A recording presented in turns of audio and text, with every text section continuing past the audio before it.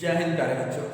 आज class 11th में आपका प्रोजेक्टाइल मोशन में कंटिन्यू थर्ड टॉपिक शुरू करते हैं और टॉपिक क्या है? Time of flight. ठीक है ना, time of flight. Time of flight होता क्या है? यदि किसी प्रोजेक्टाइल को फेंका, कितने टाइम में वो अपना टारगेट हिट कर जाएगा? यदि करना होगा उसको टारगेटेड तो कितना टाइम लेगा टारगेटेड करने में? उसे हम क्या बोलते हैं? Time of flight. यानी कि हिंदी की वर्ड में कहें, किसी प्रोजेक्टाइल को अपने फ्लाइट यानी कि टोटल टाइम ड्यूरिंग फ्लाइट का टोटल टाइम कितना लगा, वो क्या कहलाएगा? टाइम ऑफ फ्लाइट कहलाएगा। ठीक है ना, और इसको हम डिनोट करते हैं टीएफ से। कैसे डिनोट करते हैं इसको? तो हमने कैसे किया था? टाइम ऑफ मैक्सिमम हाइट को टीएम से, वेरी गुड। और इसको कैसे करेंगे? टीएफ से। ठीक है, टाइम ऑफ फ्लाइट होता क्या है? ठीक है ना, जैसे मुझे टाइम ऑफ फ्लाइट की डेफिनेशन क्या है, टाइम ऑफ फ्लाइट की डेफिनेशन क्या है, तो हम क्या करेंगे? Total time during which projectile in flight, total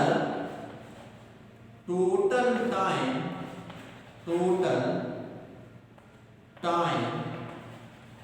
during, total time किसका बेटा? Total time during which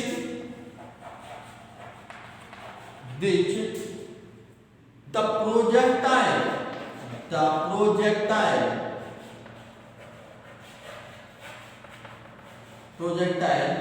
in flight। ठीक है ना, total time during which the projectile in flight, projectile को फ्लाइट में लगा समय क्या कहलाएगा? टाइम ऑफ फ्लाइट कहलाएगा। ठीक है, चलो भाई से डिनोट कैसे करते हैं? टीएफ से डिनोट करते हैं, मींस फ्लाइट। ठीक है, डायग्राम बना के देखें। डायग्राम में दो चीजें पता होती हैं, और पहली दो चीजें कौन सी पता होती हैं?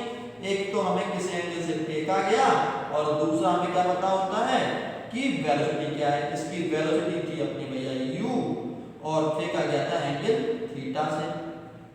ठीक है, अब थोड़ा देखना, यदि इसका ये आपका x एक्सिस है और ये आपका y एक्सिस है, ठीक है, थोड़ा देखो यहां पर, यदि मैं यहां पर पहुंचने में लगा टाइम निकालना है, किस पॉइंट पर? इस पॉइंट पर पहुंचने में लगा टाइम निकालना है, तो क्या करूं? सोचो बेटा, यदि मुझे इस टाइम तक पहुंचने, यहां पर पहुंचने में टाइम निकालना है, तो यहाँ पर कौन सा कंपोनेंट जीरो हो रहा है? सर यहाँ पे y कंपोनेंट जीरो हो रहा है। कौन सा कंपोनेंट जीरो हो रहा है? x कंपोनेंट तो कुछ ना कुछ है, कौन सा कंपोनेंट जीरो है? y कंपोनेंट है जीरो। तो हमें क्या करना पड़ेगा? यहाँ पे y कंपोनेंट जीरो करना पड़ेगा, बस हो गया सब हमारा। देखना, इसके दो कंपोनेंट जोड़े, ये कितना हो गया? u cos थीटा, और ये कंपोनेंट कितना हो गया? u sin theta. दो कंपोनेंट निकला है। ठीक है, देखो भाई, यानी कि क्या करना है हमें ये प्रूफ करना है, और प्रूफ करने के लिए हम क्या करें? हम करें क्या? y कंपोनेंट जीरो कर दें। ठीक है ना, बिकॉज क्योंकि y कंपोनेंट कितना होगा? जीरो होगा, क्योंकि यहाँ खुद देखो डायग्राम से दिख रहा है y कंपोनेंट यहाँ पर मैक्सिमम है, लेकिन यहाँ पे क्या है? जीरो है। तो ऐड आप लिखेंगे, add after flight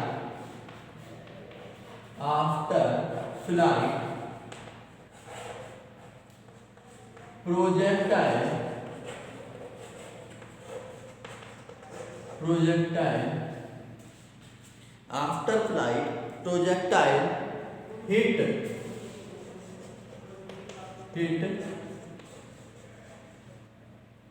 projectile touch ground, projectile touch ground,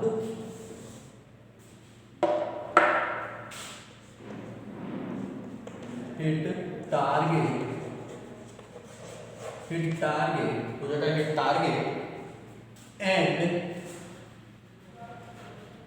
by component, कौन सा component? by component is zero, by component कितना होगा? जीरो होगा। ठीक है, यानी कि y इक्वल टू निकालना, उसको y equal to zero put कर दें, तो बताया y इक्वल टू कितना होगा? अपनी इक्वेशन काइनेमेटिक इक्वेशन क्या है?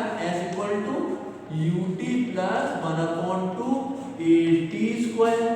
यही तो काइनेटिक इक्वेशन अपनी है, y equal to ut plus 1/2 at²। ठीक है बेटा, अब इसमें अपनी वैल्यू पुट करो, y इक्वल टू कितना आएगा, u कितना होगा, u sin थीटा लिख देते हैं, u sin थीटा। ठीक है, देखना इनटू t, डन। चलो भाई, प्लस 1/2 g कितना है यहाँ पर at², तो ये कितना है, एक्सेलरेशन कितना होगा, माइनस g होता है, सबको पता है क्या है, एक्सेलरेशन। एक्सेलरेशन कितना है, माइनस का g, तो यहाँ पे कितना ले लेते हैं, माइनस g, और यहाँ पर t²। मैं पहले कह चुका हूँ y का फलन कितना होगा, 0 होगा, पुट कर दो 0 इक्वल टू, ये लिखा हुआ y का फलन 0, तो y का फलन 0 कर दिया, जितना u sin theta into t plus, नहीं माइनस हो जाएगा, प्लस ब्रैकेट माइनस, तो माइनस हो जाएगा माइनस g/2 t²।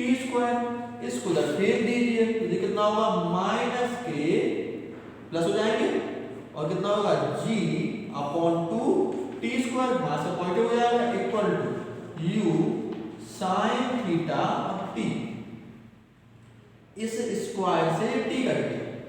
ठीक है, और यहां से t इक्वल टू कितना आया, यहां से t आया 2u sin theta upon g, और j क्या है, t of time of flight है, क्योंकि यहां पे 0 किया था। आई थिंक बहुत तो समझ में आ गया होगा कि टाइम ऑफ फ्लाइट कितना साइन है। क्या किया हमने, टाइम ऑफ फ्लाइट होता क्या है, tf equal to total time during which the projectile in flight. Flight, किसी प्रोजेक्टाइल के फ्लाइट में रहने का टोटल टाइम कितना हुआ, उसे हम क्या बोलते हैं, टाइम ऑफ फ्लाइट बोलते हैं। ठीक है, ये क्या होगा, इसके हमने क्या किया, प्रोजेक्टाइल बनाया और उसके दो कंपोनेंट तोड़े, हमें क्या पता होता है, u पता और थीटा पता है।